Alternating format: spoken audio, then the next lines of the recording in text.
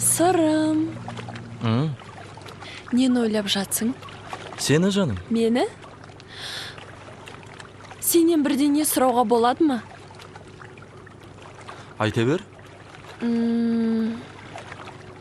Саған өмір қымбат па? Әлде мен қымбатым ба? Әрине өмір қымбат. Шыныңды айтқан үшін рахмет. Ал менде саған бір жаңалық бар. Мен білмейтін? Енді сен білетін болсаң, ол жаңалық емес қой. Қандай? Мен үйленгелі жатырмын. Кімге? Әлемдегі ең сұлу қызға, ару қызға, ақылды қызға. Бірақ ол қыз маған рұқсатын бере ме, бермей ме? Ал сен рұқсатын сұрап көрсеш? Ханшайым? Сіз маған байға тиесіз бе? Дұрыстап айтсайшы. Байға емес, тұрмысқа. Онда басынан дұрыстап айтайын.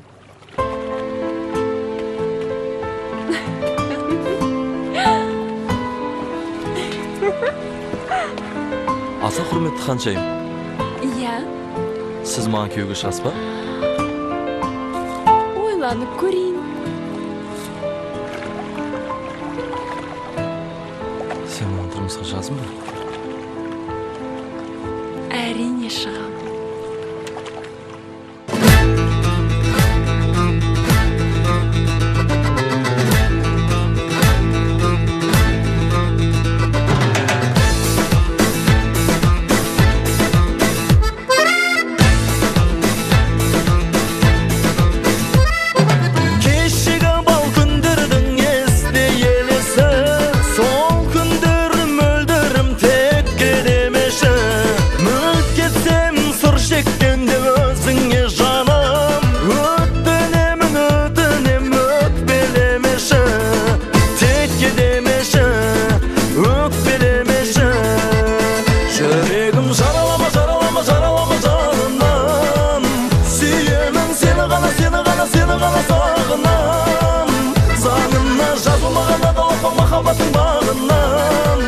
Жаным ау бағымдайсың, сағымдайсың, табылғайсың жанымнан.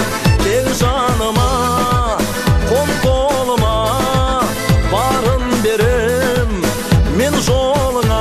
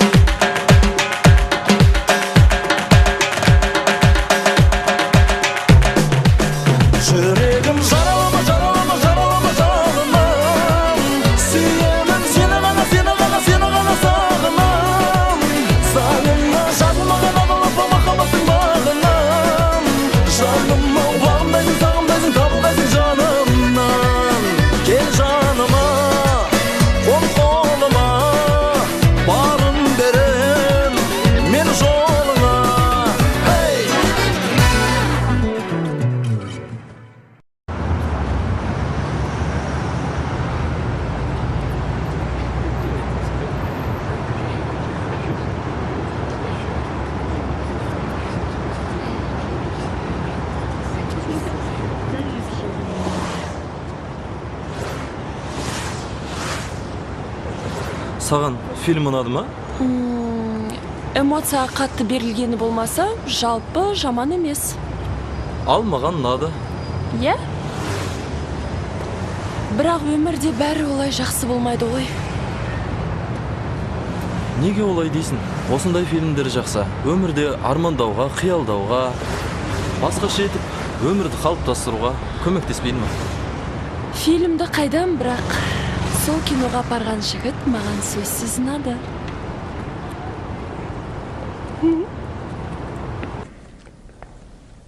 Үйдегілерге айттың ба? Жоқ, біртүрлі жүрексінемін. Ендеше, өзім айтайын. Жоқ, керек емес, өзім айтам.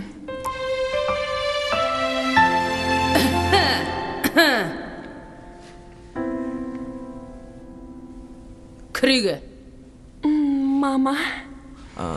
Сәлеметсіз бе? Көріскенше. Жақсы. Жарайды. Әй, сен қыз, құлақтан кеткенсің бе? Мен саған не деп едім? Не дедіңіз? Ана жалаң аяғыңды көзіме көрсетпе деп едім ғой. Мам, сол жалаң аяқ ертең сен күйеу балаң болады. Күйеу бала. Ойбай. Иә, Мен сырымға тұрмысқа шығам. Қаласаңыз алдыңыздан өтеді. ойбай, жүрегім-ай. Мам, Жүрегім-ай. Жүрегім-ай. мам, Жүрегім-ай. су қолыңызда ішіп жіберіңіз. Мам, той күнін белгілеп қойдық. Қандай той? Менімен сырымның тойы. Не дейді? Ешқандай той болмайды. Неге болмайды? Болмайды. Мына мен білем, сенің кімге күйеуге шығатыныңды. Сіз қайдан білесіз? Білем бе? Өйткені білем. Мам, мен тұрмысқа шықпасам болмайды. Әй қыз, сен не білдірдің? Әй, шынымды айт, сен бірдеңе білдірдің ғой, Мам, мен оны сүйемін. Болғаны сол ма? Сол?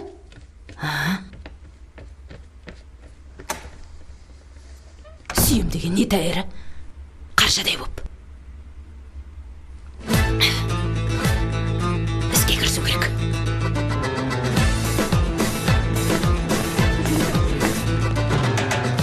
Бүгінгі өтетін дәрісіміздің тақырыбы қылмыстық іс бойынша сотқа дейінгі іс жүргізу. Жазып қоюларыңызға болады. Негізі қылмыстық іс қозғауларға мыналар себеп болады.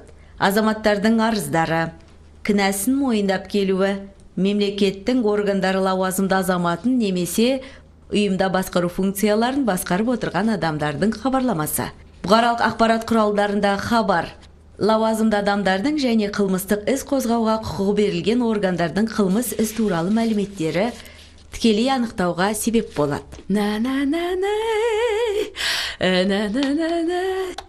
Сәке. Сәке.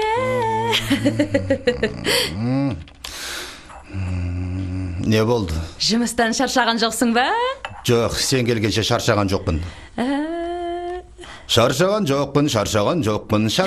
жоқпын. Сәкесі, көкесі, әкесі қызына қашан ақылын айтады. Не болып қалды? Көрдің бе? Үйде не болып жатқанын білмейсің. Не болыпты енді? Ана қызың күйеуге шығам деп жатыр. Кімге? Қу тізесін құшақтаған бір студентке ғашық боп, соған күйеуге шығам деп жатыр. Шықса шықсын. Жас қой. Сен де жас болғасың. Кешіріңіз апай, бір сұрақ. Мысал біз қызды алып қашса, ата-анасы арыз береді. Сонда ол қылмыстық іс қозғау бойынша қай баппен қаралады? Әр азаматтың бас бостандығынан айыруға құқығы жоқ. Және әркім өз құқықтарын, бас бостандықтарын сотпен қарауға құқығы бар. Және де мемлекеттік заңда белгіленген жағдайлар мен тәртіп бойынша жәбірленушіге сот әділдігіне қол жеткізуіне қамтамасыз етеді. Ал егерде қыз 18-ге толмаса ше? 18-ге толмаған болса да осы жағдайлармен қарастырылады. Бірнеше жылға бас бостандығынан айырылады.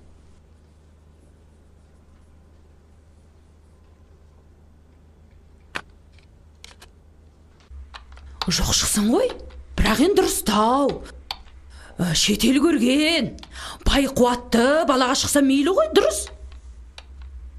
Енді айтпайсың ба? Айт.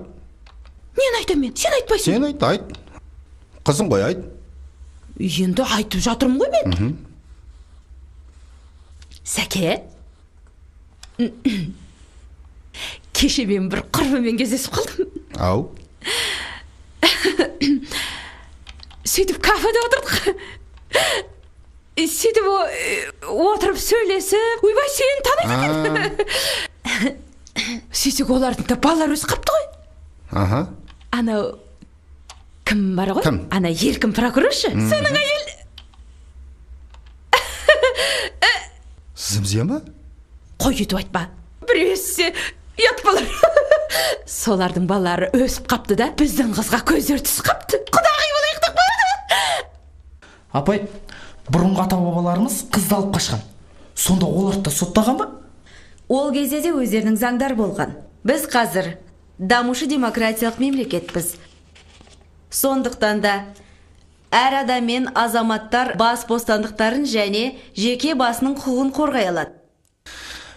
Роза. Әй, тақиямызға тар келмейді ғой, құда болсақ. Жаным, Роза. Сүйіктім менің Роза. Осы саған не жетпейді? Маған жетеді. Маған бәрі жетеді. Мен мына қызыңның қамын ойлап жатырмын. Сол дұрыс жерге барсы екен деп. Құдай-ау, енді тыңдайтын бала да қалмады ғой. Бар. Есікті аш. Таң атпай кім келді екен? Көріп келейін.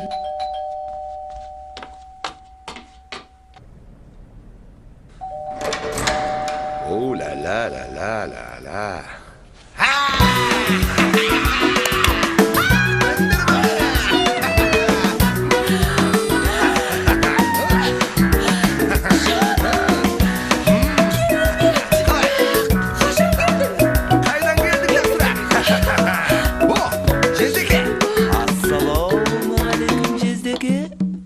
Біреуің жетпей тұр едіңдер.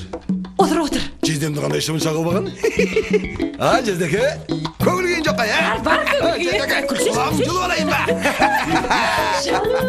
Алтыным інім Мен менің. саған құрғыл келген жоқпын, жездеке. Испанияда шляпа. Қараш, Испанияда жүріп сен ойлап жүр. Інім менің, інім. Мен сені де әпке құралақан қалдырған жоқпын. Қазір саған арналған керемет бір сыйлығым бар. Бекер әуре болдың ғой. Әпке, о не дегенің? Ақшаны өзіңе бірдеңеге жаратпадың ба? Міне! Мұнау саған. Інім менің, осы мен ойлайын. Ей, мынау қайтайды? Шай ше ғой. Қараш. Қандай әдемі, қара. Қашан келдің? Рахмет, жездеке. Қалай? Қалдарыңыз қалай? Жақсы. Қандай әдемі. Қалай барып келдің, айта ғой. Самолеттен түскен бетін әпке, тура сіздің үйіңізге тарттым. Үндеме. Жездемнің маған деген бір жиған тергендері бар шығар деп. Бар ма? Жездеке, бар ма? Қатты алмайсың ба? Әй, расында? Мұна әке шешеміздің аманаты деген бар емес па? Қашан үйленесің, а? Үйленем, әпке, үйленем. Рас па? Жездемнің әйеліміз екеумізді бағуға ақша жете ме? Жете ме? Сенен аямаймыз ғой. Әпке, үйленем ғой. Ең бастысы өзім келдім ғой. Қатын қайда қашар дейсің. Не болған? Жездеке. Ойбай, мен үйлейін деп жатқанда, сіз компьютеріңіз шықылап отыра бермексіз бе осылай? Жездеке, мен үйлейін деп жатырмын ғой. Джимми. Джимми. Ажа. Жездеке, мен әперген шляпын тастама. Құлағың су жіберем. Сендер мені мына түрлеріңмен жындықанадан бірақ шығарарсыңдар. Бұған не болған? Қазір шығарып салып келейін. Иә. Дұрыс, жездеке, жұмыс істе. Маған ақша керек.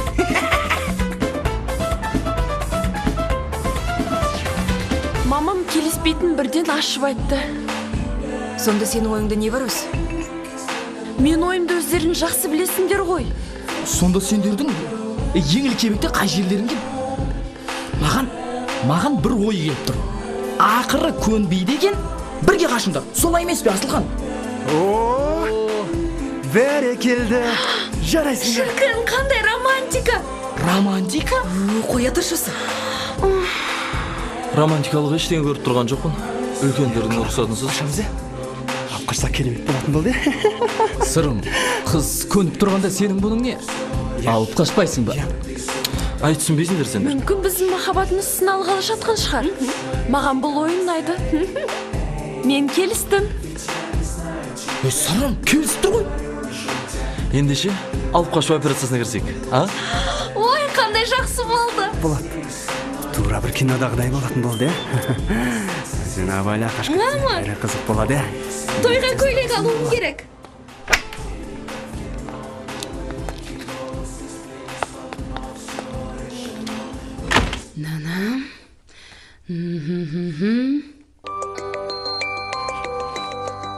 Алло? Алло? Иә? Роза тәте? Сәлематсыз ба? Бұл Әйгерім. Ай, Әйгерім, қалайсың? Аха. Біз қазір Чили Пепперс деген пиццерияда отырмыз. Акапелла, ай-яй-яй-я. Акапелла, ай-яй-яй-я.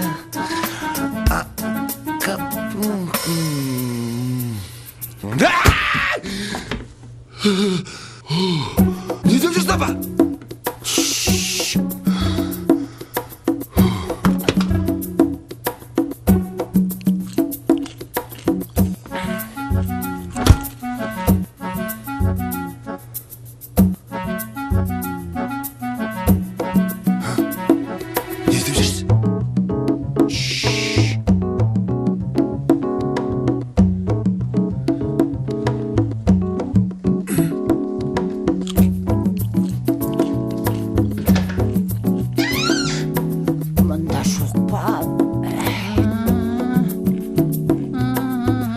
Айтсаңшы, не іздеп жүрсің?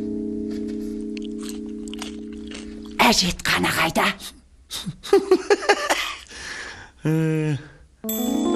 Ананы тығайын деп едім. Онда не бар? Жоқ, әжетханаға дейін. Көрсетем, жүріңіз. Өз балаңыздан жасырса маған айтсақшы. Ешкім айтқан маған айтыңызшы. Ешкім айтпай. Жарайды. Апа. Жарайды. Тұра тұр. Жап!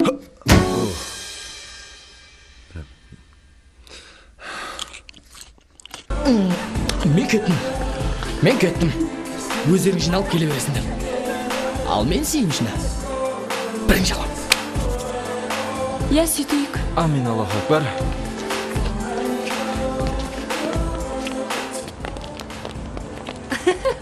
Бізді түрмеге қамап қойса не істейміз? Уайымдама, бәрін өзім қолға алам. Бір рет сүйсең болды. Кеше ойнамай. Той сценарийін өзім жасаймын. Тамада дейсің бе? Әнші, биші, күйші. Тойда қайнашылар көргілерін келеді, айта беріңдер. Ұзат, кешью, Dance International, бір-бірімен өткен әдемі қыздар. Тойдың сәнін келтірмейме, я?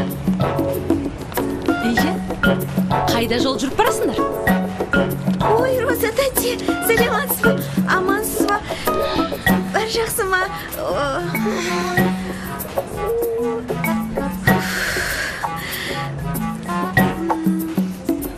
Емтиханға негіз керек еді. Мамаңа сәлем айт. Кешіріңдер, мен де аман қалмады. Я, жігіттер, қане, қайсысы мұзыры? Мына жігіт. Осы қылықтарың үшін сотталып кетуге қорықпайсыңдар ма? Екеуі бірі-бірін сүйгендер үшін бе? Өй, шіріктеме. Ауыздарыңнан сүттің ағы көрініп тұрып, сүйді қайдан тауып алғансыңдар сендер, а? Апай, сүйгенге заң жоқ қой. Сүйген үшін заң жоқ. Ал ұрлаған үшін заң бар. Сен қыз аузыңды жап, саған ешкім сөз берген жоқ. Кешіріңіз, бұл жерде ешкімді ұрлайын деп жатқан жоқ. Көрсетем мен саған. Мен өз еркіммен кетейін деп жатырмын. Көрсетем мен саған өз бетімен кеткенді үн Мам, жібер. Жүр. Майра. Мам. Төс алдыма. Майра. Мама, қойыңызшы. Ну, мам. Самодин Владимирович, мыналарды не істейміз? Ал, қыздар, жігіттер, той аяқталды. Үйлеріңе қайтыңдар. Мұнысы не жігіттер? Жүрдер, бергендер ақылдасың. Ойламаған жерім не болып? Басқа. Егер мен ондайды басынан күтпеген. дұрыстап ойланайықшы. Арамызда жүріп істегенін қараш. Мама, көйлек керек емес. Иә, не той істейміз болмайтын болды. жарайды. Жүндір ақылыңыз. Мам, мүмкін сөйлесерміз. Үйде сөйлесеміз. Мам, мен түсінбедім, бұл не фокус? Фокусты көрсетіп тұрған мына сенсің. Отыр машинаға. Мам! Қараш.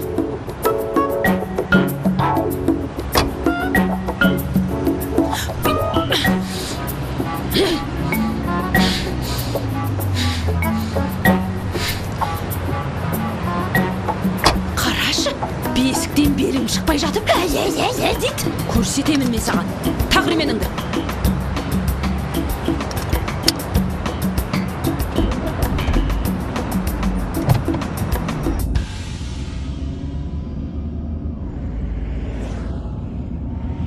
Үй алсаң етті. Әкем бар-ау, шешем бар-ау демейсің. Жетім қыздай немене? Жалаң аяқ, жалаң бұт кетейін деп тұрсың ба? Мына мен саған қазір жексұрын боп көрініп тұрған шығармын. Түсінем. Бірақ әлі сен маған әлі рахметіңді айтасың. Мам, мен оны сүйемін. Әй, мен сенің әкең сүйіппін ба?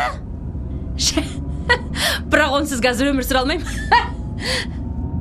Одан артық қазір адам жоқ. Әй, махаббат деген уақытша нәрсе бәрі. Келеді, кетеді. Ой. Стал қалды ба? Жаныңыз кіріп тұр ма?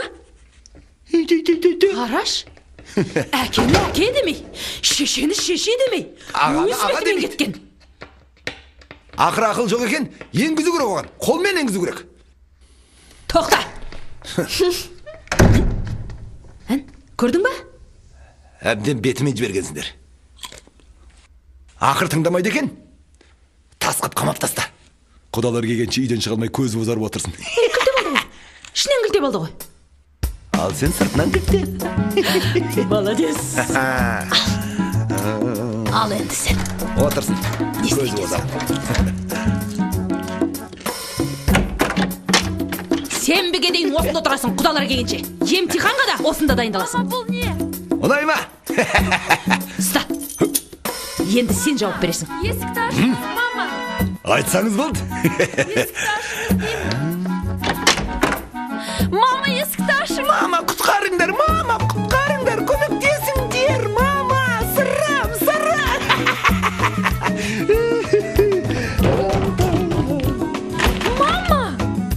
Мам!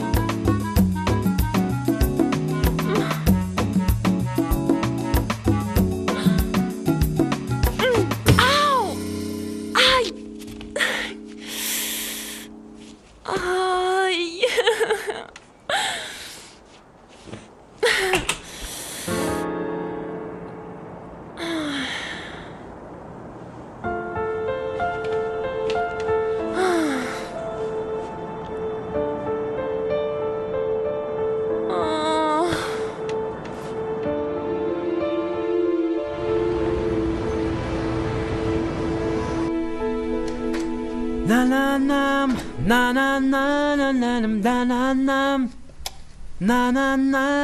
О, тамақ. Қарын ашты. О, жақсы тамақ пісіріп қойыпсың ғой. Ой, жарай сен. Бала, қалай? Көңіл күйің жоқ қой. Сабағыңды әлде қиындық туып жүр ма? Аға, Оу, машинаңыз бар, үйіңіз бар. Үйленбейсіз ба? мен ба? Үйленейін десем, ана қыздың машинасы жоқ, үйі жоқ. Қалжындайым. Неге сұрадың оны, а? Менің үйленгім келді. Үйленем де. Байқаймын, қалжың емес сияқты ғой. Қалжың емес аға, рас әңгіме. Ол қызбен жүрдік, оқыдық. Кім? Бір қалада өстік. Майра деген. Майра? Есімді қыз. Аты Майра ма? Иә. О, жарайсың. Бізде бәрі жақсы. Тек қана қыздың анасы қарсы болып жатыр. Енді ауылдың жалғыз баласына, жалғыз қызын қаладан ауылға қаңғыртып жібергісі келіп жатқан жоқ шығар. Баяғы майда шүйде әңгіме ме сол? Ауылға барса қаңып кетеді деп ойлайды ғой. Осындай жиен кімде бар десейші, содан не істемекшісіңдер? Қыз не дейді? Қыз мен қайда барсам да бәріне көніп тұр. Бірге мен қайда болсам енді алып қашпаймыз бе енді? Алып қашайық. Жоқ, кеше көрдік алып қашамыз деп. Маған неге айтпайсыңдар? Қызықсыңдар сендер бар ғой. Нағашыларың арлан екен білесіңдер ғой. Ебін табар едік қой. Басында айтпайсыңдар ма? Алып қашатын едік, жоспарлап, дұрыстап. Міне бүгін той болып жататын еді. Сендер де қызықсыңдар. Бәрі шала істеген жұмыстарың. Баланың іші шала дегендей. Енді не дейсіңдер маған? Енді өзіңізден көмек сұрайын ба деп отырмын ғой. Көмек дейсіңдер. Басында айтуларың керек көмекте. Былай етеміз. Қорықпа, қысылма. Нағашың тұрғанда алып қашамыз дедік па? Алып қашамыз. Қысылма. Тамағын же. Мамасымен мен өзім сөйлесем. Майра, сырым, бақытты болыңдар. Тілек айтып отырамыз. Тамағын же. Үйлену үшін де күш керек. Рахмет аға. Қысылма.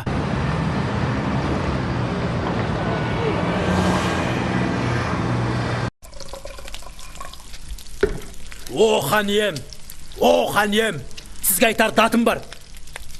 О ханем, тұр орныңнан. Қазақтың батырлары. Сырым, қараш, мен қазақтың батырларына ұқсаймын ба?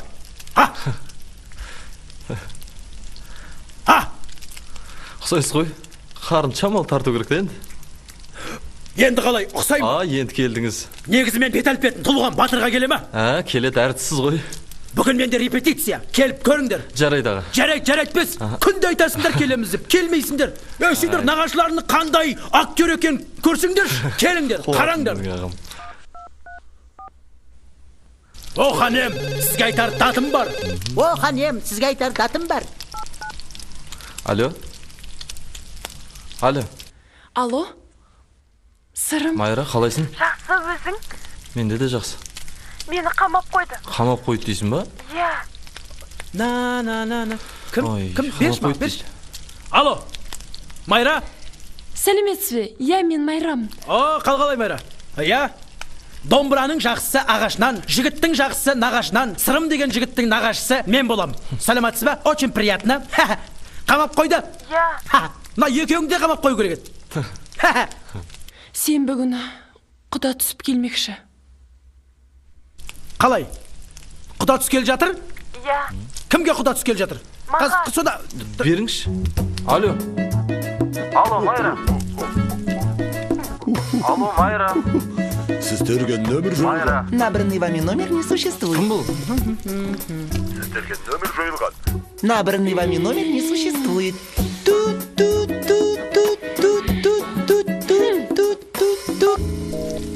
Алло. Әзілдеп жатсыз баға? Кім әзілдеп отыр? Бітті, құда түсейін деп отыр дейді. Майра жоқ. Махаббаттың құдірет күшін әлдейлеп болмайды енді. Көмектесем дегеніңіз кім? Көмектесем дедім ба? Көмектесем. Сен бүгін құрбылардың біреуін жібер. Сөйлесін. Майраны қалай болса да алып шығыңдар бірдеңе. Сосын алып қашыңдар. Мамасымен мен өзім сөйлесе беремін. Еңсеңді көтер, жігіт емессің бе? Сосын маған хабарын айтыңдар. Мен театрда болам. Бүгін менде спектакль. Дүзін қосып берсін. Хабарлашыңдар. Алло, аяулым, бір жұмыс бар еді өзіне.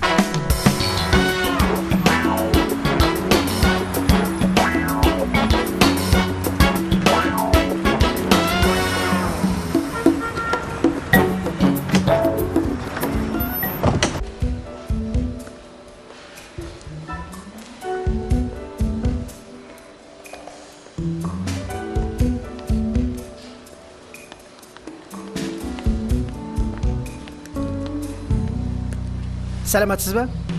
Сіз Майраның анасы боласыз ба? Қош келдіңіз. Қош келдіңіз. Төрлетіңіз. Жоғары шығыңыз. Отырыңыз. Ой, бәрекелді. Келгеніңізге өте қуаныштымын. Мен Қалдыбек болам. Қадыр десеңіз болады. Сіздің есіміңіз кім болады? Роза. Қандай тамаша ат. Роза гүлін аласың, оны суға саласың, осы бетті ашқанда мені еске аласың. Осылай альбомға жазатын едік қой, есіңізде ма? Керемет, Алдымен тамақтанып алсақ қалай ба? Мен диет адамын. Сіздей әйелге қандай диета керек? Қазақ кезінде етпен ақ диета ұстаған, білесіз ба? Бәлкім бізде кәуап бар. Сізде кәуап бар ма? Иә, бар. Не ниеті керек? сиырдың еті, қойдың еті. Қоймай қойдыңыздар ғой. Жарайды енді диетада болсам да енді сиырдың етінен төртеу, қойдың етінен екеу жарайды. Екеу жарайды. Маған да қойдың етінен екеу, су. Иә. Су. Жарайды. Роза ханым, мен сізді неге шақырт деп ойлап отырған шығарсыз? Иә. Майра жөнінде сөйлесейін деп едім. Қызыңыз. Майра? Қызыңыз Майра. Мен сырымның нағашысы болам.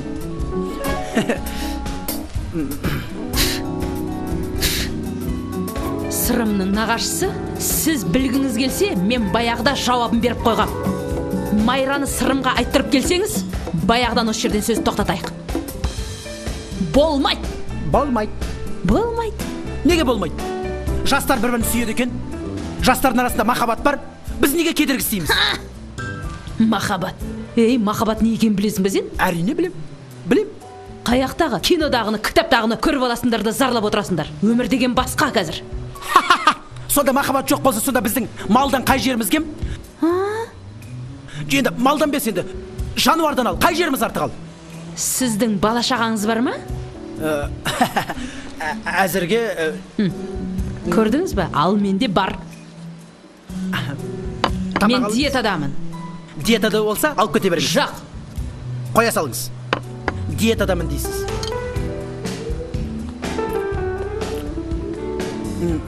Ойыңша сонда қалай бол керек сонда? Менің қазір қызым сүйем дейді, махаббат дейді. Оның бәрі қалады емес пе? Кейін жарайды. Ауылға барсын дейік. Ата-анасы бар, шүбіріп жүрген ағасы, әпкелері бар дейік. Өзі бала тусын дейік. Қызымның дода шығып кетпей ма? Ал мен өз перзентімді бұл дүниеде қиналсын деп туған жоқпын. Сонда сіздің ойыңша, егер ол сырымға күйеуге шықса, далада қаңып кетеді деп ойлайсыз ба? Жастар әлі жас. Түсінесіз бе? Болашақтар әлі алда емес пе? Неге түсінбейсіз? Құдайыма, қаяқтағы болашақ? Болашақты болжап жүргенше дайын болашақ тұрып емес пе? Сонда сіздің ойыңша, бай біреуге күйеуге шықса, бақытты болып кетеді деп ойлайсыз ғой, иә? Әрине. Ақша тұрған жерде, молшылық тұрған жерде, төрт құбыласы түгел болса, бақыттың өзі жабыса береді. Тамақтан алыңыз. Кәуап өте дәмді екен. Мен сізді түсіндім. Егер менің басқа әңгімем жоқ болса, тұрай, сізбен отыратын уақытым жоқ менің. Сенбі күні маған құдалар келеді. Майраға құдалыққа келеді. Балдар әлі жас қой, бір-бірін сүйеді. Түсінікті. Сәттілік тілеймін сізге. Дәл қазір осы жетіспей тұр. Көзіме көрінбе! Сау болыңыз.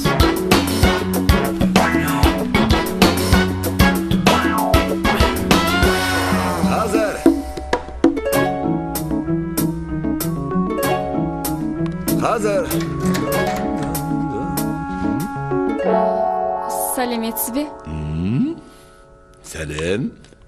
Маған Майра керек еді. Мен Майраның құрбысымын. Не шаруамен? Майрамен сөйлесу керек еді. Майра үйде жоқ. Мамасы екеуі дүкен ұрлап кетті, по-моему. Аға? Майра, сәлем. Қалың қалай? Жақсы, өзің қалайсың? Сондай жаңалық бар. Күшті. Бізге жаңа мұғалім келді ғой. Көрсең ғой, әдемі актер сияқты. Көзін көрсең ғой, көзі періштенің көзі сияқты. Осы ма сенің жаңалығың? Жаңалықты айтайын десем. Аға, өтінем, қалдыршы бізді. Айта беріңдер.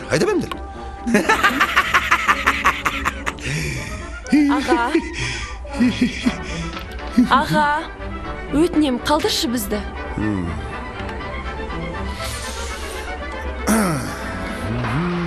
Сосын. Аға!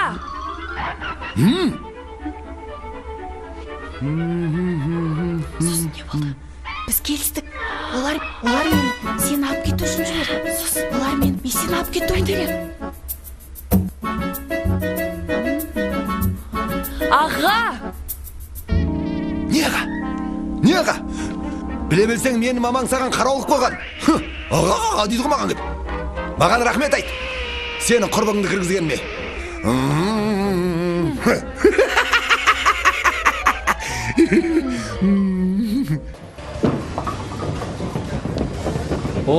Ассалаумағалейкум. Қалайсыз? Қалайсыз? Так, ойындарыңа қарағанда, не болды, қызды алып қашпыңдар ма? Жоқ. Не жоқ? Әсем гүл жібергенбіз. Қазір келеді. Майрамен бірге. Осы жерде боламыз деп келістік. Қазір екеуі келеді. Қазір келеді. Келеді ғой әйтеуір. Келеді. Күтіп отырмыз. Ей, Майраның әкесінің әйелімен сөйлестің ғой. Кім? Енеңмен. Шешесіне қарап қызды ал дейді, байқай. Не болып қапты? Не болып? Енең Айдахар ғой. Айдахар енеңнен қорқатын шығар. Ой, Майра ондай емес. Майра әлі кішкентай Айдахар ғой. Сен не деп тұрсың өзі? Сен білесің бе кімді айтып тұрғаныңды? Майра ондай емес, ұқтың ба? Аға, міне біздің Айдахар. Айдахар? Кім Айдахар?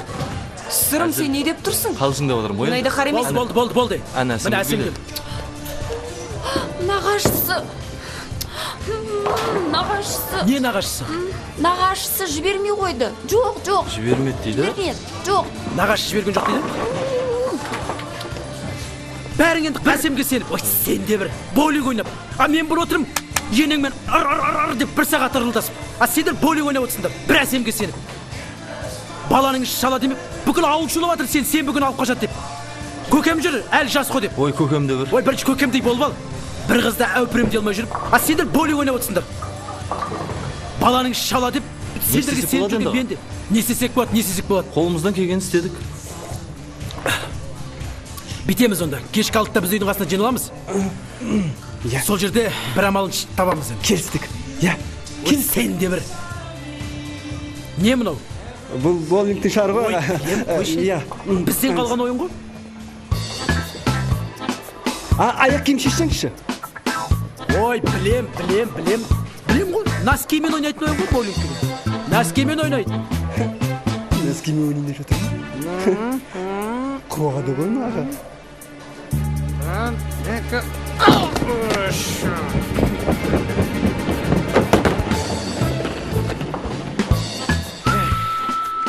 Ай, бәрекелді, керемет аға, керемет, тамаша. Жарайсыз. Қалай ойнап жүрсіңдер? Шарларың қисық деймін, қалай ойнап отырсыңдар? Қисығы. Ойнаймын десеңші. Не? Кешкі 6-таға, кешкі 6-та. Ренжімеңші. Кешкі 6-та. Жарайды, мен кеттім. Қойсайын. Сен не деп тұрсың? О, ханем, датым бар. Датым болса айт. О, ханем, датым бар. Датым болса айт. Қалай еді? Датым бар, ханем. Айтсаңшы енді датыңды. Қазір. О, ханем, датым бар. Стоп! Ей, 2 ай болды ғой осы рөлді бергеніме. Текст жаттамағанбысың? Жаттадым. Есіме түсіре алмай жатырмын. Жаттадым ғой. Қаншама рет репетиция жасадық. Тексті білмейсің. Есіме түсіре алмай жатырмын. Қазір айтам. Айтшал. О, ханем, датым бар. Датым болса айт. Стоп. Бездарный актерсың сен. Ей, осындай бездарный актерларды қайдан жібереді екен, Задача жоқ, ой жоқ. Болды, ауыз. Ағай, бір рет айтам болды. Ауызшы сен. Бір рет айтам болды. Тоқта болды, ауыз. Ана найзаны ұстап тұрасың. Болды, қайтадан бастаймыз. Бастадық. О, ханем, айтатын датым бар. Датым болса айт. Елім, жұртым, халқым. Түй. Ой, кешіріңіз, қолынан түсіп кетіп жатыр. Ауыр салмағы. Болды, стоп. Кет бұл жерден. Мен талантым бар. Мен оқыған адаммын. Оқығам. Қандай? Мектепте оқығам. Театрда ойнағам. Ей, Теміртауда ойнағам театрында. Ол жерде театр жоқ. Екібастұздың театрында ойнағам онда. Ол жерде де жоқ. Жоқ, мен ойнағам. Қарақұс, сен қайдасың? Қарашы маған, Қарақұс. Бір рет айтайыншы, болды. Режиссер мырза. Ей, сен. Бір мүмкіндік. Болды, кеш. Жоғалт көзіңді. Бір рет айтам, болды. Айтайыншы. Оқығам, жаттағаммын. Қарақұс, қайдасың? Сен қайдан келдің өзің? Қайдан келдің? Кет дей. Болды, кетші. Жоғалт көзіңді. Кет дей мен саған. Бір мүмкіндік беріңізші. Тух. Ой, мәңдаш. Көзіме көрінбе. Бұл жерде мен сені енді көрмейтін болайын. Келмеймін, жақсы.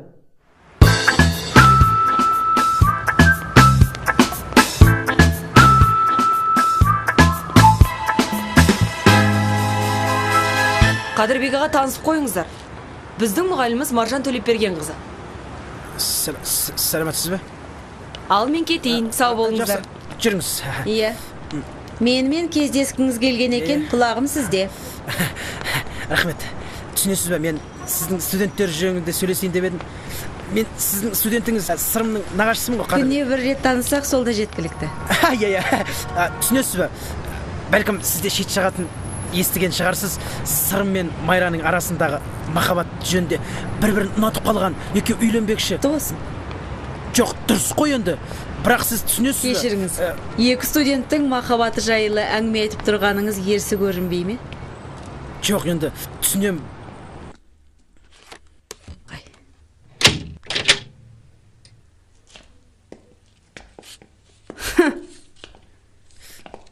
Қалай айтсам сізге, түсінесіз бе? Қыздың бар ғой, ата-анасы мүлдем қарсы. Сырым мен Майран қарасаңыз, екеуі қыз жібек пен төлегендей бір-біріне жарасқан қандай керемет жұп. Менің ойымша біз көмектесуіміз керек деп ойлаймын. Дұрыс шешім. Дұрыс шешім болғанда түсініп тұрмын ғой енді. Қыздың анасы тіпті бет қарататын емес бізге, бар ғой. Мен түсінбедім сізді. Осының барлығын маған не үшін айтып жатырсыз? Неге айтып жатқанда енді сіз түсінесіз бе? Бізге басқа амал қалған жоқ. Біздің үмітіміз осы сіз болып тұрсыз. Түсінесіз бе? Сіз біздің үмітіміз. Қыздың үйіне тек сіз ғана кіре аласыз. Сонда осының барлығына мен көмектеседі деп ойлайсыз ба? Енді түсінесіз бе? Жастар үшін енді. Сіздің жасыңыз осы нешеде? Мен бе? 30-дамын.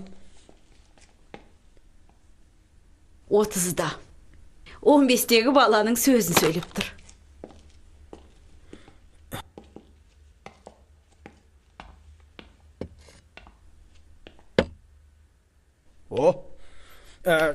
Кешіріңізші.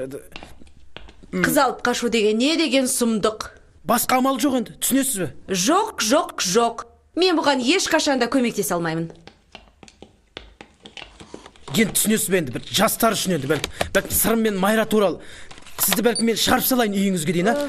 Үйіңізге дейін шығарып салсам, жол барысында сөйлесіп барсақ екеуміз. Түсінесіз бе? 1200.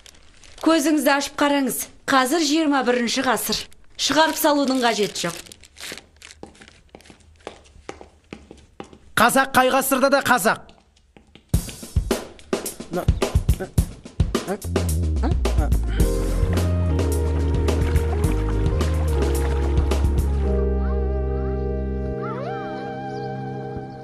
Былай істейміз.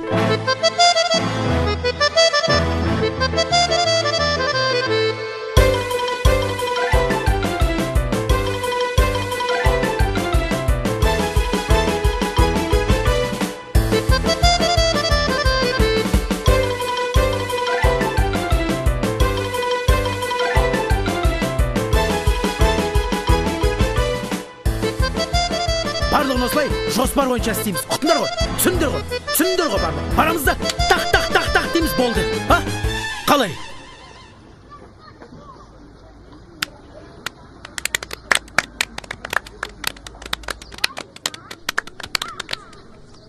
Ал құдағи, күт мені.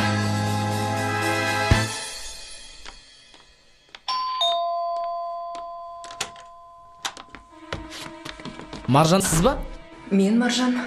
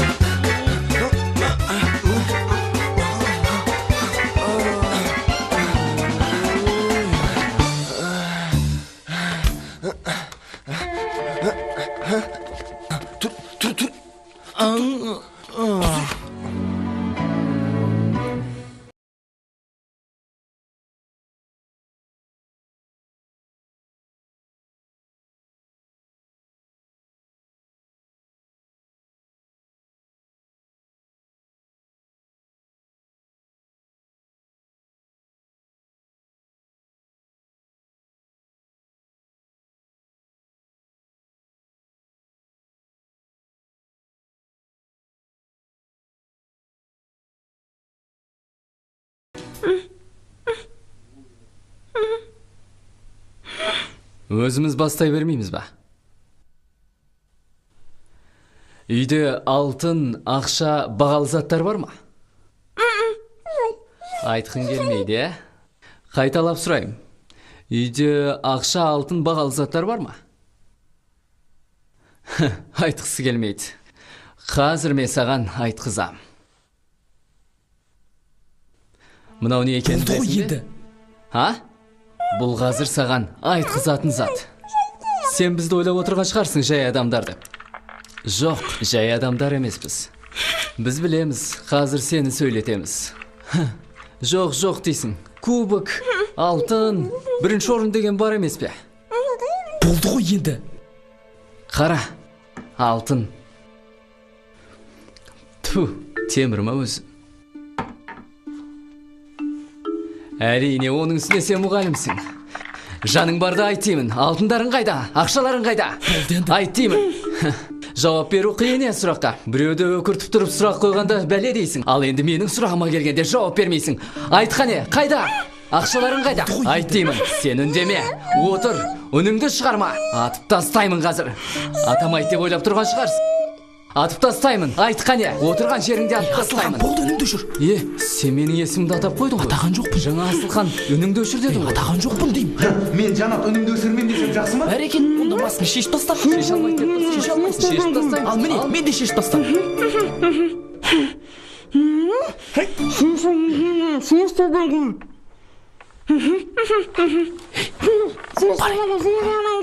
Барсайшы. Өзің бар.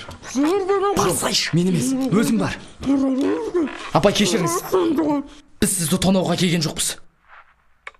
Бір-екі күн үйіңізде ұстаймыз да жібере саламыз. Болды. Айғайламауға уәде бересіз ғой. Апай, айғайламауға уәде бердіңіз ғой. Оспанов, сен мұныңды қалай түсінуге болады? Апай, мен емес, анау. Оңбаған, сен бірінші сабағыңды дұрыстап ал. Қара бұны, сен бұл қылықтарың үшін не істейтініңді білесіңдер? Қазақстанның... Апай, кешіріңіз. Апай, түсініңізші. Апай, біз сізді қинамаймыз. Тек қана бір-екі күн ғана ұстаймыз да жібереміз. Майраны алып қашсақ болды, апай. Сосын жібере саламыз. Жер соттың кетесіңдер, оңғы қондыр. Қазақстан Республикасының заңы бойынша адам баласының бас бостандығын айырған үшін 6 жылдан 10 жылға дейін сотталатынды білесіңдер ма? Апай, түсініңізші. Жаба өзіңді оңбаған. Шеш дедім ғой. Босат дедім ғой. Мәдиев. Апай, кешіріңіз.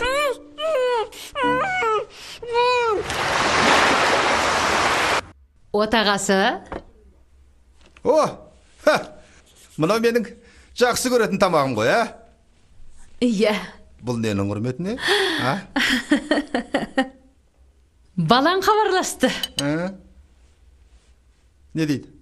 Не дейді? Бәрі жақсы дейді. Тамақ. Қосымша жұмысқа кіріп, әйтеуір оқуының ақшасын төлепті. Өзіме тартқан. Так. Аман болса екен, қайда жүрсе де.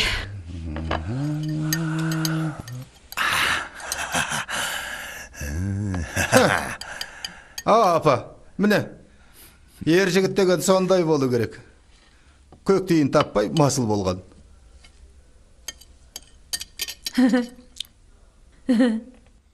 Мен айтып жатыр ма? Жоғы, жұмысындағы біреуді айтып отыр да. Маған ұқсайды. Келін, чай құйшы маған. Мама, мен сенің қызыңмын. Анау сенің күйеу балаң. Тамақ ал. Кейін бұндай тамақ ішесің бе, ішпейсің бе, бір Құдай біледі. Нан мен пияз жеп отырмасаң болды ғой.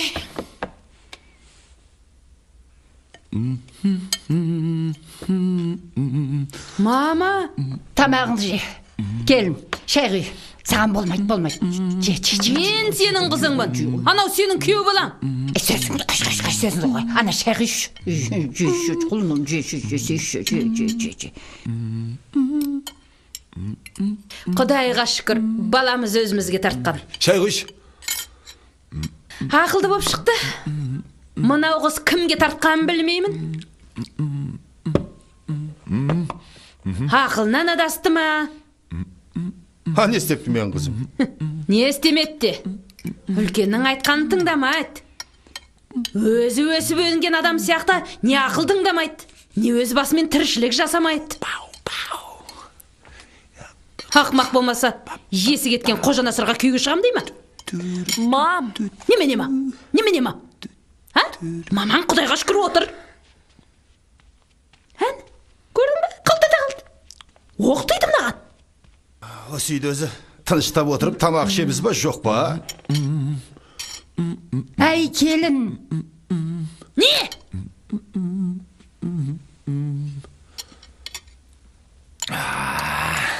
Бұл үйде мені ешкім тыңдайын деп отырған жоқ.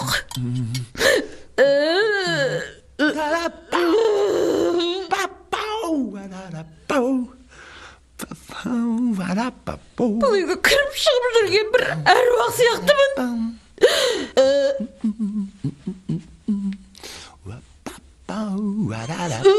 Әй, келін. Бар ана есікті аш.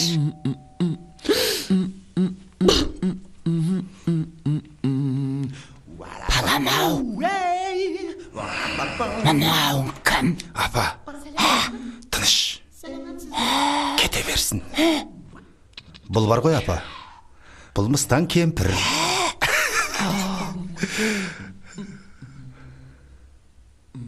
Ал бұла отырған қан сорғыш. Маржан апай бүгін болмайды. Орнына қызыңызға сабақты мен берем. Менің атым Ләззат. Тамақ ішіңіз. Майраның мұғалімісіз ба? Түрлетіңіз, кіріңіз. Сәлематсыздар ма? Сәлематсыз ба? Маржан апай бүгін болмайды. Қызыңызға сабақты мен берем. Кім деді? Майраның мұғалімі дейді, апа.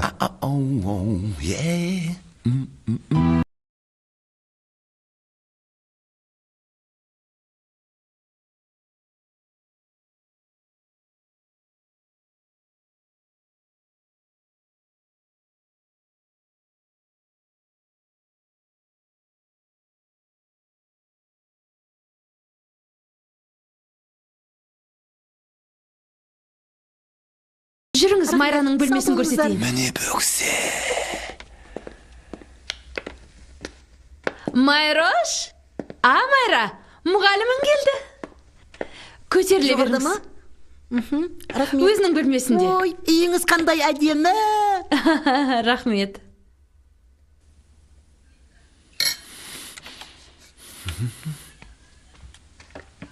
Абайлаңыз. Әй.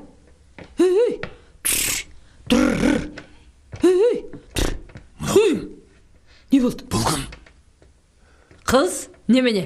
Ұнап қалды ма? Қалдыңыз ғой. Аяқ қолы балғадай. Мен іздеп жүрген қыз ғой мынау. Жүр, шай ішеміз. Өзім айналдырып берем.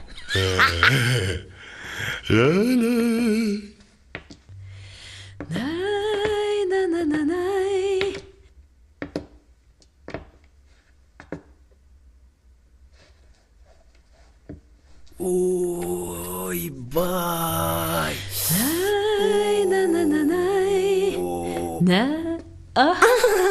Сәлематсыз ба? Аяғым мына жерге қыстырылып қалып жатыр. Байламасаңыз болмайды. Қалай? Біздің қыз миыңызды ашытып жіберген жоқ па? Бізде ашитын ми қалған жоқ. Жүріңіз, шай қойып қойғам. Жоқ, мен асығыспын. кетуім керек. Жарым сағатта тұрған ештеңе де жоқ. Шай ішем, сыннан кейін барасыз. Жақсы, рахмет. Маған негізі мына сіздің талғамыңыз өте ұнайды. Мына үйдің іші қандай керемет, бір ханның сарайындай болып отыр. Ал сізге қарап отырсам, кәдімгі сол хан сарайының ханшайымы секілдісіз. Ой, апамыз келді. Сәлеметсіз бе, апа? Отыра бер. Апа, келіңіз, отырыңыз. Мама, отыр. Келіңіз, апа, отырыңыз. Бағадан бері қарайым, бір түні түріңіз таныс, бір қай жерден көрген сияқтымсыз да? Бәлкім бір журналдан көрген шығарсыз. Бір Қазақстан әйелдеріне шығып тұрам мен журналына. Бұлай қарап тегі түк мұғалімге ұқсамайсыз. Негізі мен байдың қызымын ғой. Әкем мені адвокат қылғысы келген. А мен мұғалімдік таңдадым. Негізі мұғалім болған жақсы, апа, иә? Иә. Ау? Мам. Ой. Әй, қызым ай. Ау. Сенің қолың неге қатты? Енді... Апа, қолым қатты ма? Мән бермей қойыңыз оған. Апа, не ғой мен? Не ана? Фитнеске барам, апа. Спортпен айналсам, бокспен айналсам. Ой, кешіріңізші. Мен сізді қайдан көрдім десем, фитнестен көрген екенмін ғой. Иә, фитнестен, аха. Мен дайындалам ішінде, фитнеске барып жүрем, күнде фитнеске барып жүрем. Мен де анда-санда барам. Жүріс-тұрысыңыз, киген киіміңіз, тек өзіңізге сондай жарасып тұр. Негізі мен, ой. Мам. Ой. Әй, қызым, сенің шашың өзіңді күмей, не қатты? Апа, бұл сондай салон бар, апай. Сондай салон бар. Шашынды қатайтады, сосын қарайтады. Сондай өзі сондай керемет салон бар. Енді басқа салонға барам деп ойламаңыз. Менің өзімнің салоным бар. Шашыңызды барлығын мен өзім жөндеп берем. Бұлай қарап отсам, сондай өзің әдемі қызсың. Рахмет. Осы жігіттердің көзі қайда жүреді, білмеймін. Енді сұрасам былай, енді өзің тұрмыс құрғансың ба?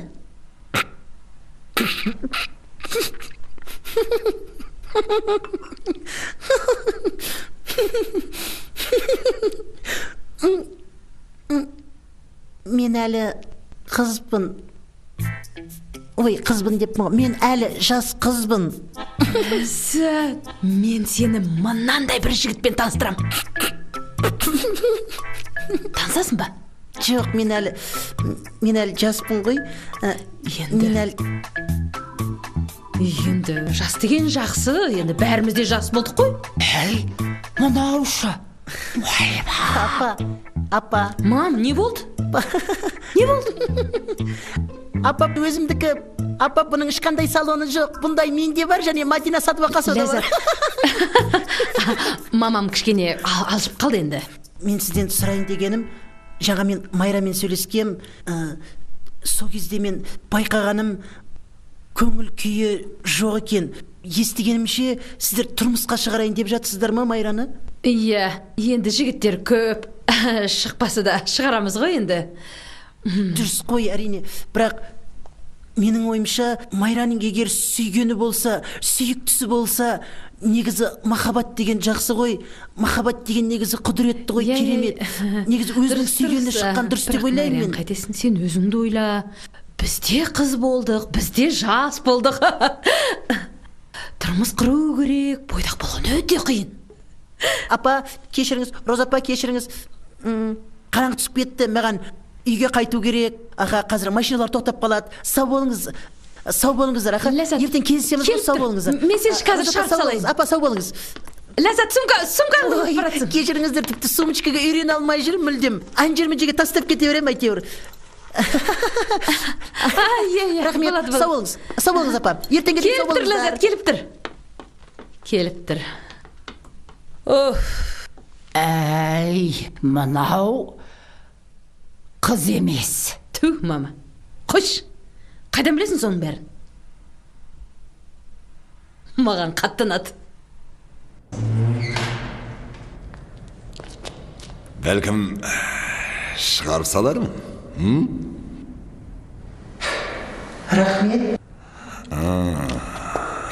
Қыз баланың түнде жүргені жақсылық емес.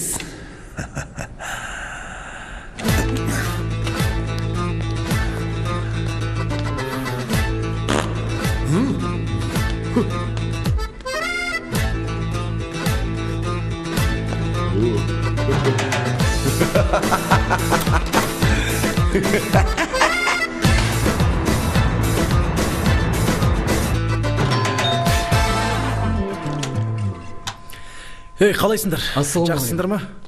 Біз сізді келмей ма деп уайымдадық. Неге уайымдап отырсың? Маржан апайды қарауылдап отырмыз. Жаңыл ұйықтап қалды. Мұнан жатысы мынау ғой? Уайымдап отырғанға ұқсамайсың. Тұр ей. Тұр. Сәлеметсіз бе? Тұр. Ыстық қой үйлеріңізші. Ана ашсаңдаршы терезенің біреуін.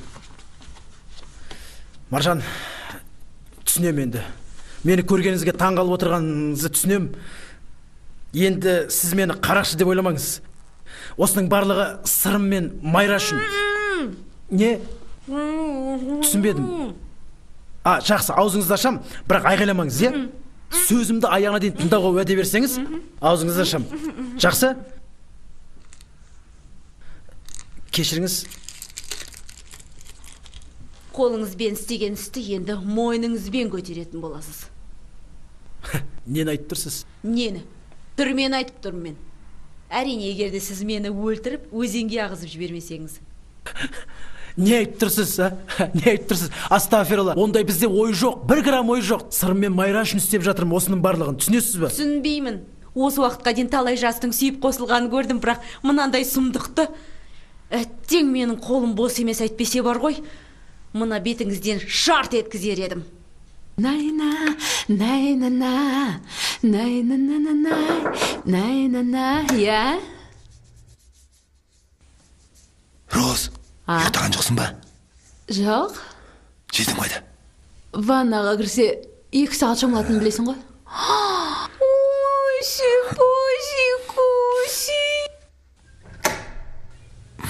Сен әлі ұйықтамағансың ба? Бір түрлі мазам қашы. Келші, Куси, Муси, Мен беті жатыр екен десен. Күшігім дей бергенше, бір ауық менің де жағдайымды ойламайсыңдар ма? Ешкімге керек емеспін мен. Не болды? Жеме, көзіңді көрсетші, аузыңды аш. Сенде температура жоқ па? Ой, менің басқа жерім ауырып жатыр. Не болды? Қай жерің ауырып тұр? Айтуға ұялам. Кішкентай күніңде осы жуындырып, шомылдырып жатқызатынмын. Ой, ол жерім емес. Енді не? Мен басқа. Бір жерің ауырып тұр ма, айтсайшы? Мынау жүрегім ауырып жатыр. Біздің тұқымда жүрек ауыратындар жоқ. Көргім кеп тұр. Нені? Нені емес, кімді? Кімді? Дәл қазір ләззат не істеп жүр екен? Ұйықтап жатыр ма?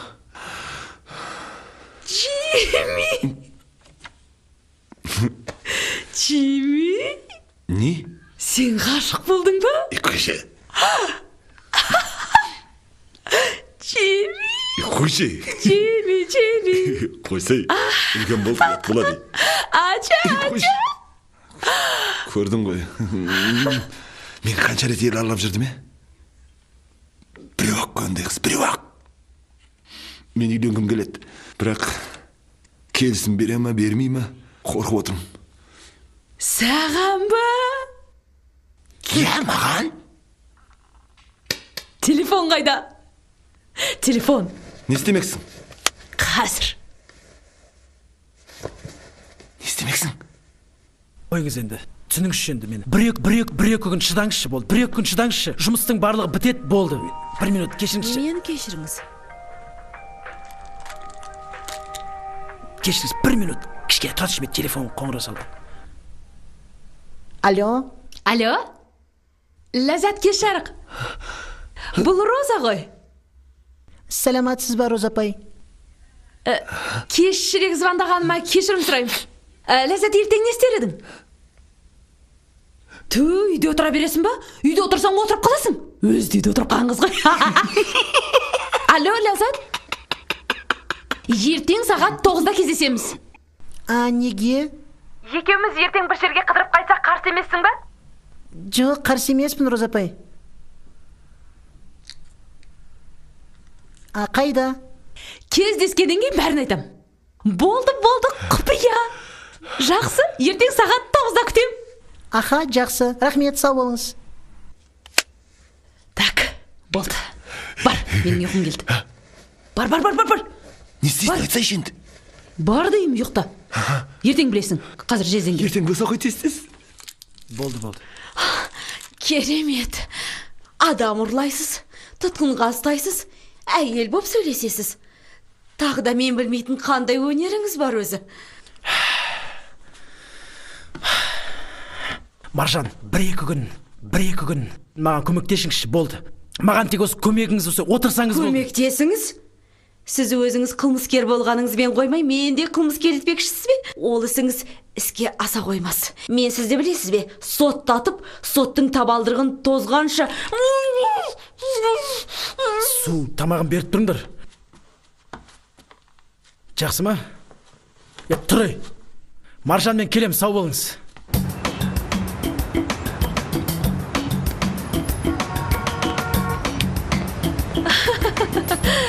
Сәлематсың ба? Сәлематсыз ба? Келгенің қандай жақсы болды? Роза апа, нема бірден болып қалды ма? Ештеңе де болған жоқ, бәрі жақсы. Қазір екеуміз бір жерге барамыз. Қай жерге барамыз? Сюрприз. Барғаннан кейін көресің. Қай жерге барамыз, Роза апай?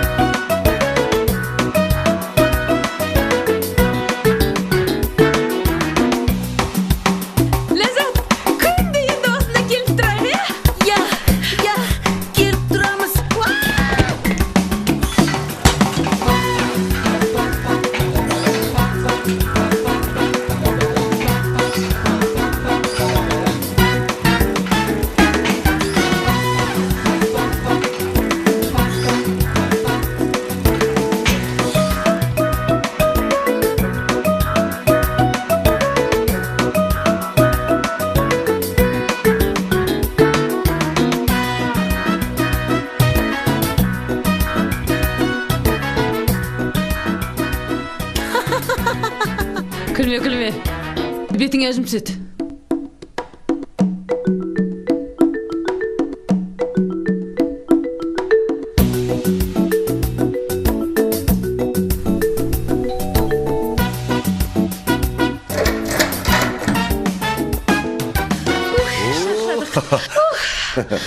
Керемет қыдырдық. Түрлеріңе қарағанда жаман қыдырмаған сияқтысыздар. Ой, сәлематсыз ба?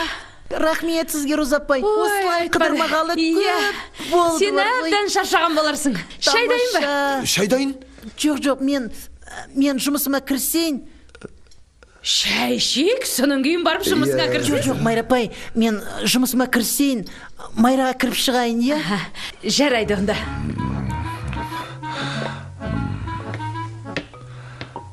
Майра? Не деді? Айттың ба? Уайымдама, алтын балық қолда. Бәрін өзім қатырам. Кешке дайын бол. Майра.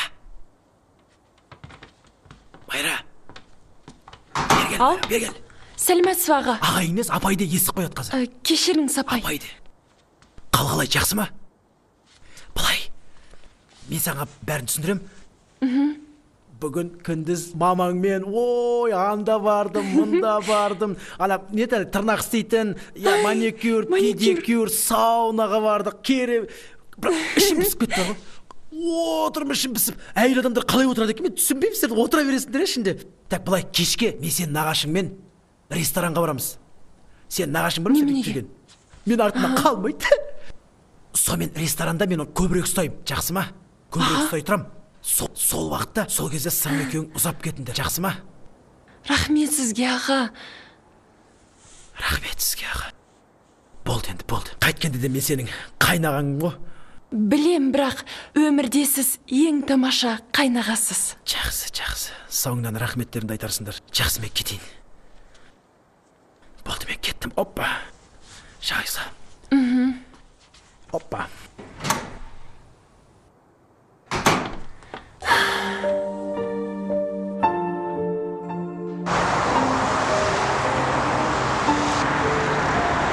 Мархабат. Өтіңіздер. Отырыңыз.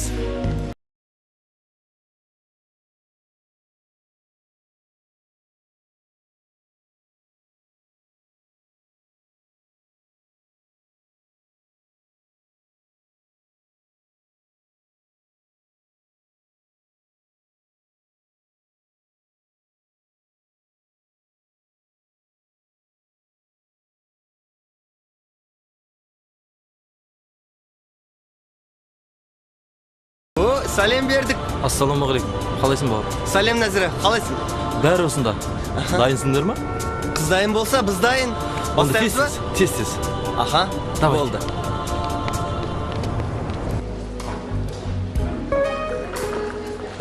Рахмет. Біз келдік. Ой, келдіңіздер ма? Мен өзіме тапсырыс беріп қойдым.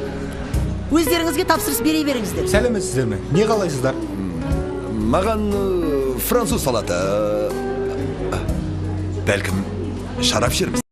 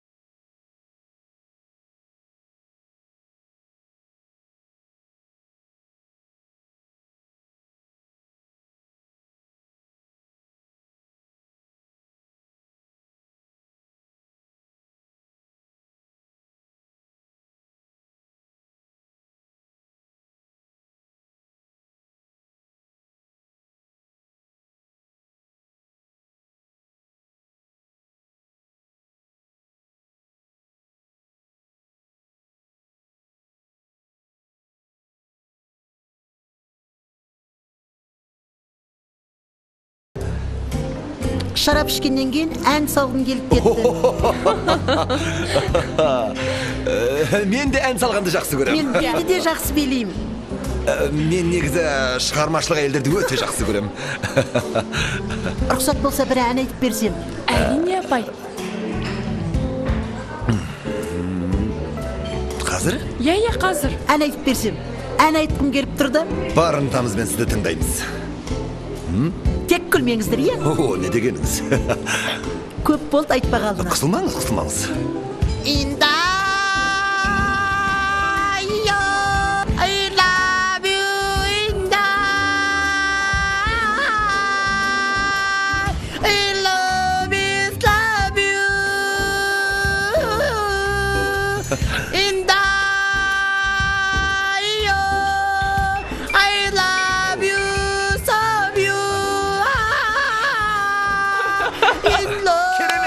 Керемет!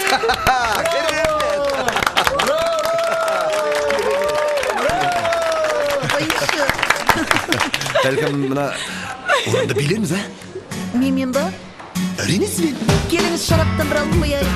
Керемет.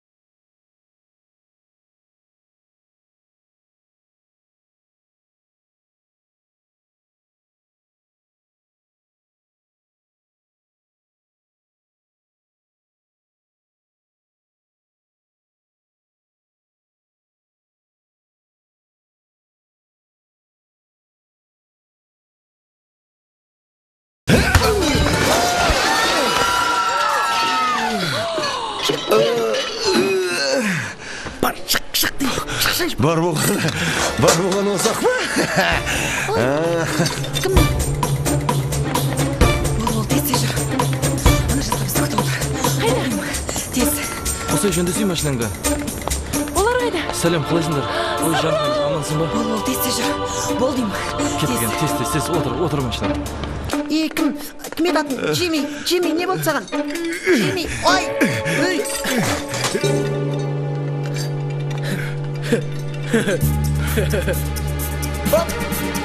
Қалай? Екеуміздің тойымыз қашан? Пока!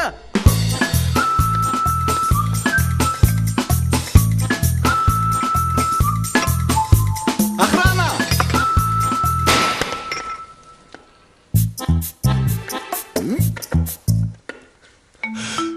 Алло, Роза! Роза, тез жет! Иә. Майран алып кетті, тез жет деймін саған. Иә, сол жерде.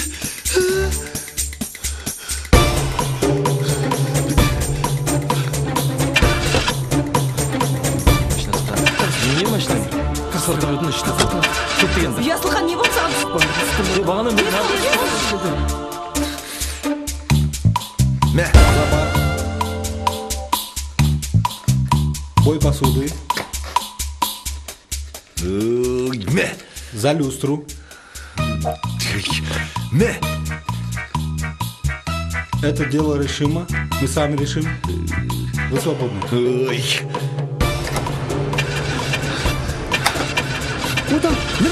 Оталдыры. Болды, оталды. Болса енді. Шықты ғой мынау жүгір. Бол, қаш. Тоқта деп саған. Болды, тез.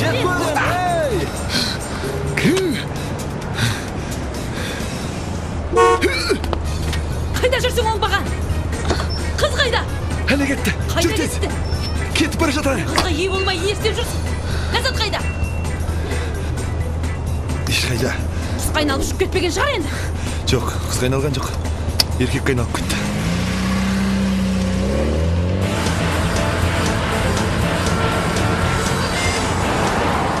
Қашып құлам. Оңға.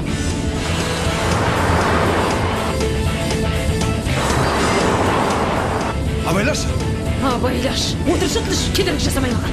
Жай жүрсей. X700 АВМ. Қарамыз. Жерге тоқтатыңыздар.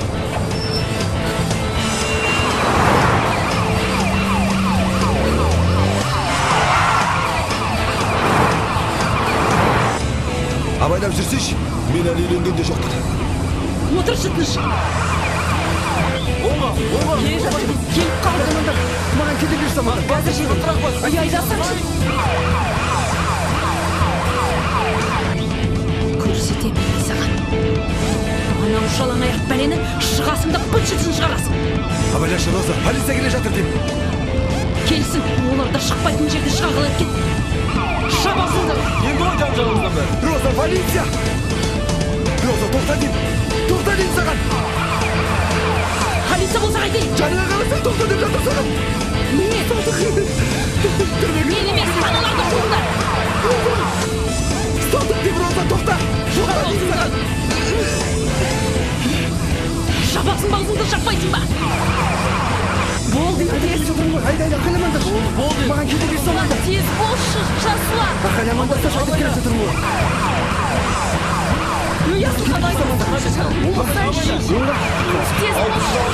Жолды жақ, қарамыз бағынбай келе жатыр.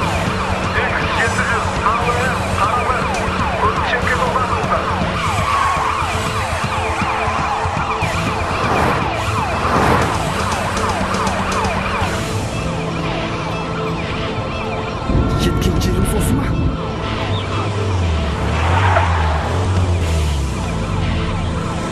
Ай, сталдық, ай! Ағай, мен емес, қолым, ай, қолым! Ай, ағай, кешіріңіз, ағай, мен емес! Бағандар, ұстаңыздар, түрмеге қамаңыздар. Саған не жоқ? Кінәлі мен емес, ағай. Мұналардың бәрін ұстаңыздар, қамаңыздар. Ағай, қолым, ағай, ай! Жіберіңіз, ағай, ағай, мен емес. Ағай, мен ешқандай кінәм жоқ, ағай.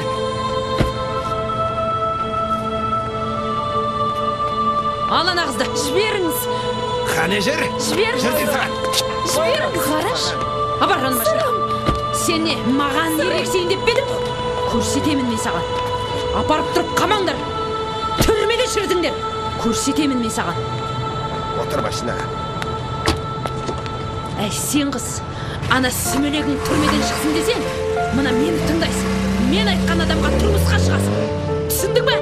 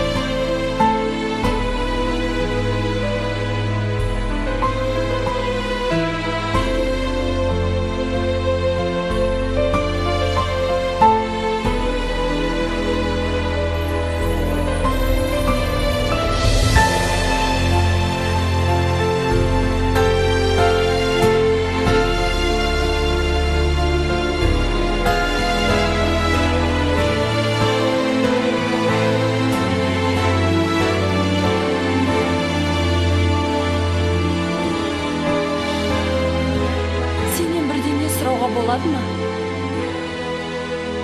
Саған өмір қымбат па? Әлде мен қымбатпын ба? Исабаев, на выход.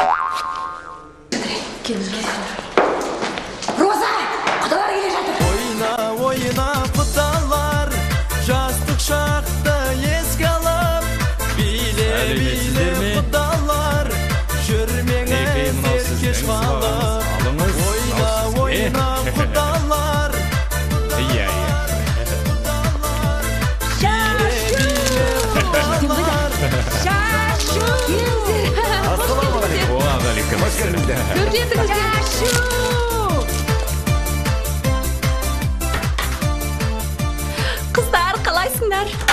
Майра, құттықтаймын. Кешіп қалған жоқпын ба? Немене, не бұл? Достастың ба немнаумен? Майка, қалайсың? Майра, жыламашы енді. Жаңа күйеуіңді көрдім, жаман емес сияқты. Қытайға ұқсай ма деп қалдым түрін. Сендерге қызық әңгіме айтып берейін ба? Қытайда жаңа бала туылады ғой. Сол кезде әкесі келіп жаңағы туылған балаңғасына шелек қояды екен. Сол шелекті сосын таяқпен ұрады. Шелектен қандай дыбыс шықса, сол атты қояды екен. Мысалы, шаң-шоң. Майра, күлші енді. Я, бәрекелді, мінекей. Жанар, қымыздарыңды әкелсеңдерші. Алыңыздар, тамақтан алып отырыңыздар. Баста келді. Мына өзіңізге арнайы дәм. Бисмиллахиррахманиррахим. Мынау арнайы сіздің сыбағаңыз. Бұлай енді дастарханға батаңызды беріңіз. Дастарханның өзі қазақтың ықыласы мен пейілінен тұрады дейді. Жақсылап әумин деп. Әумин. Ал балалар бақытты болсын. Өмірлері қуанышқа, шаттыққа толы болсын. Ұрпақтары қырандай алғыр болсын. Әумин. Шашу! Шашу! Мамам кейде бала сияқты болып кетеді. Мән бермей қойыңыздар. Алып отырыңыздар тамақтан. Балам, көп қапаланба.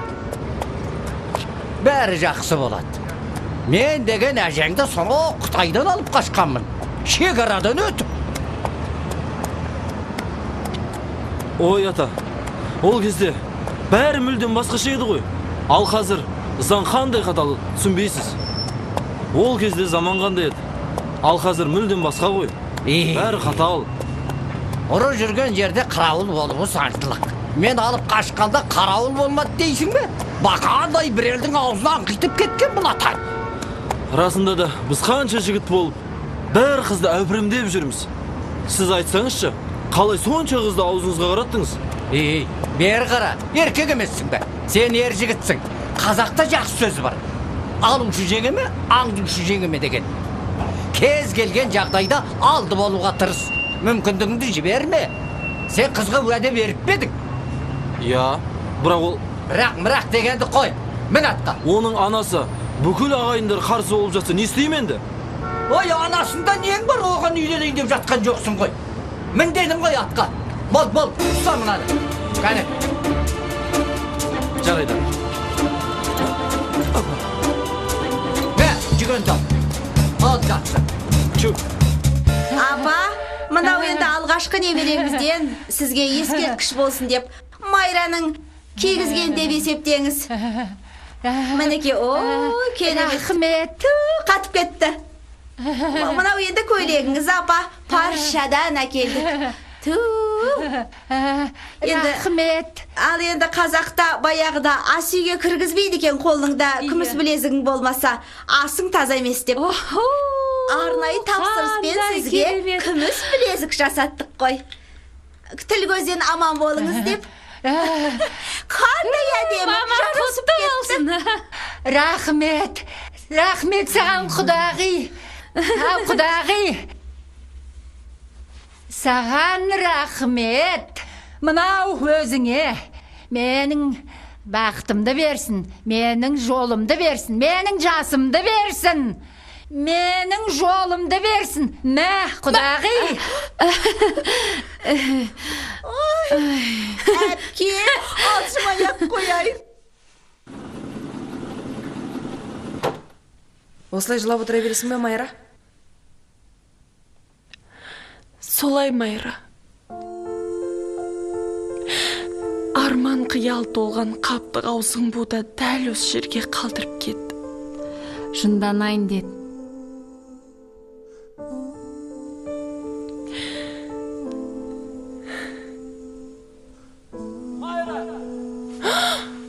Сырым! Майра!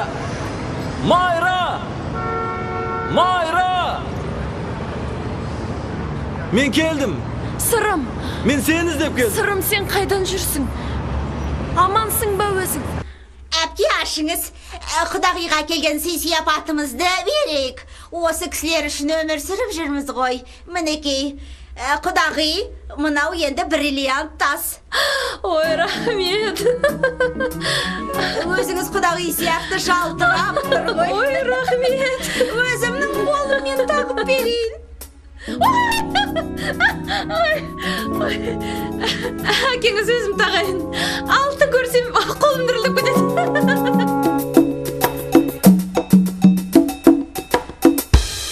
Мынау енді тіпті жалтыраған. Құдағи өзіңізге Ташкенттен алдық қой, әпке. Рахмет. Бәрі балалар үшін ғой. Роза тәте, сырым келді, сырым келді деймін.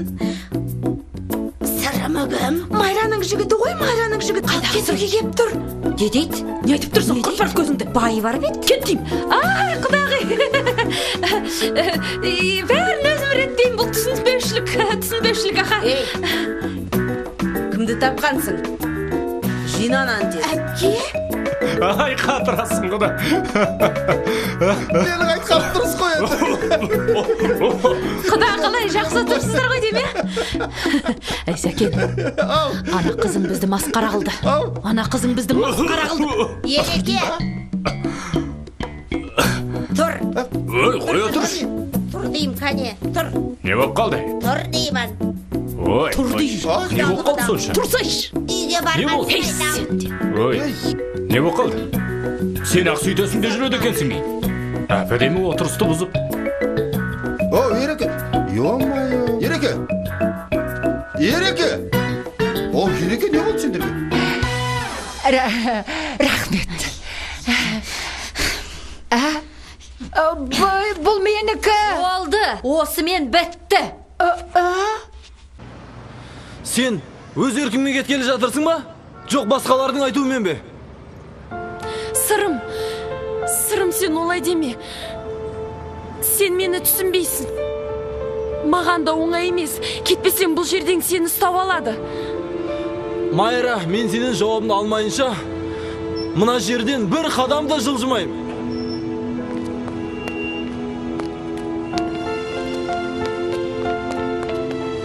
Мен бұлай істемесем сені түрмеге қамайды. Жарығым-ау, біз бір-біріміз сүйеміз ғой. Ақымағым-ау, сонда сені біреуге беріп қойып, мен мына өмірде қалай өмір сүрем, қалай жүрем? Есіңде ме? Өмір қымбат па, әлде мен қымбаттым ба деген сұрағым. Иә, сен өмір қымбат дедің ғой маған. Әрине өмір қымбат. Енді сен мені сол өмірімнен айырғың келіп тұрма? Енді өзің ойлан. Жалаң аяқ біледі. Түсінбеген екен ғой мені. Қазір оған. Тоқтасайш. Не? Әкең де, шешең де қарсы болса да, бүкіл әлем қарсы болса да, біз уәделескен едік қой. Бізді Алла ғана ажырата алады деп. Есімде, жаным. Ақымақ болма. Бұл тек қана сенің махаббатың емес, менің де махаббатым ғой. Бәрін ойланып шешкенің дұрыс болады. Оңбаған. Жігіт осы ма еді? Майра, шыныңды соңғы рет айтшы, сен маған тұрмысқа шығасың ба?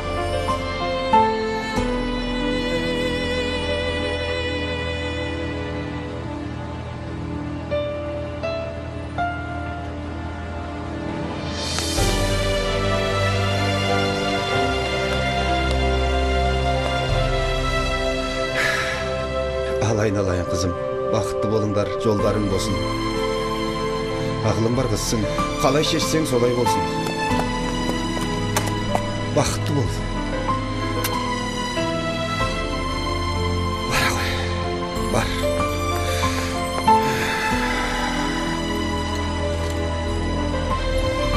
Кеттік.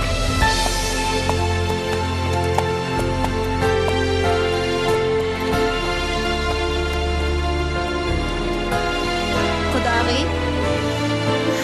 шешіңіз. Шешіңіз.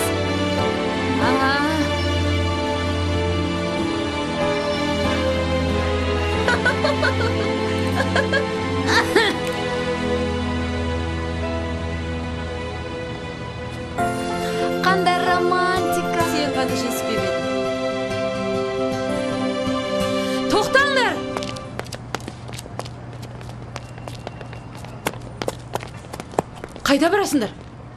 Енді атпен кетпексіңдер ме? Мә, мынаны алыңдар. Жоқ, қоя беріңіз, рахмет. Тоқта. Бірдеңе жетіспей тұр. Қазір. Рахмет, аға. Ал, жүріңдер енді.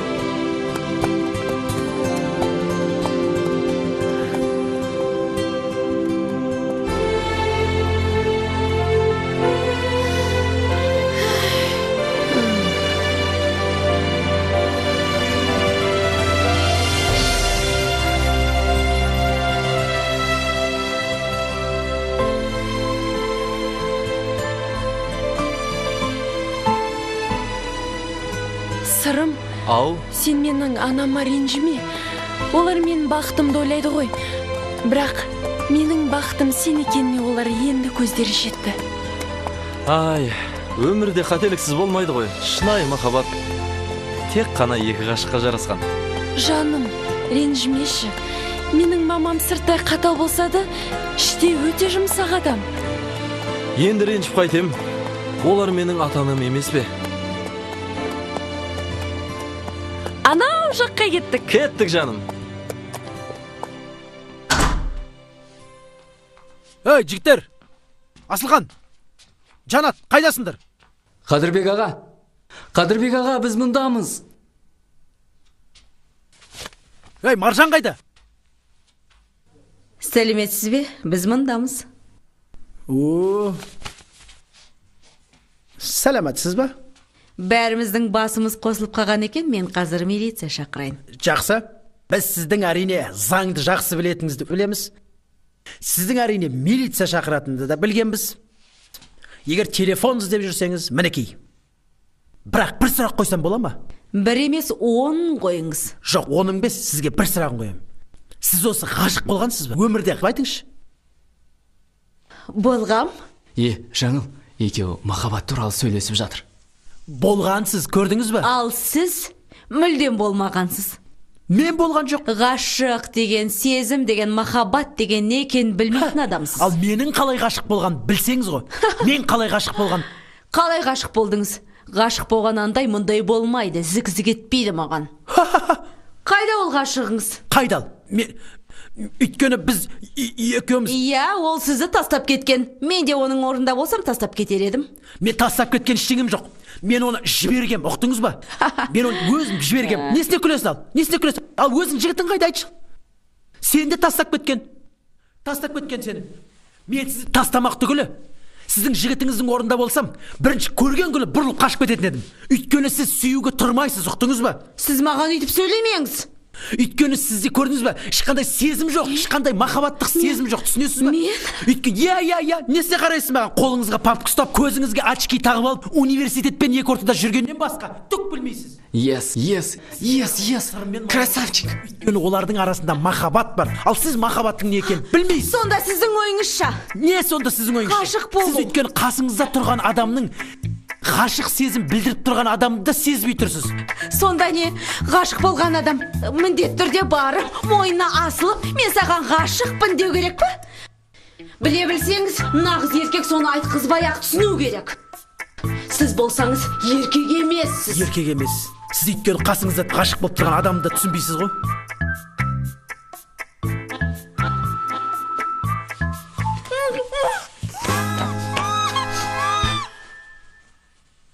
Маржан апай? Маржан апай!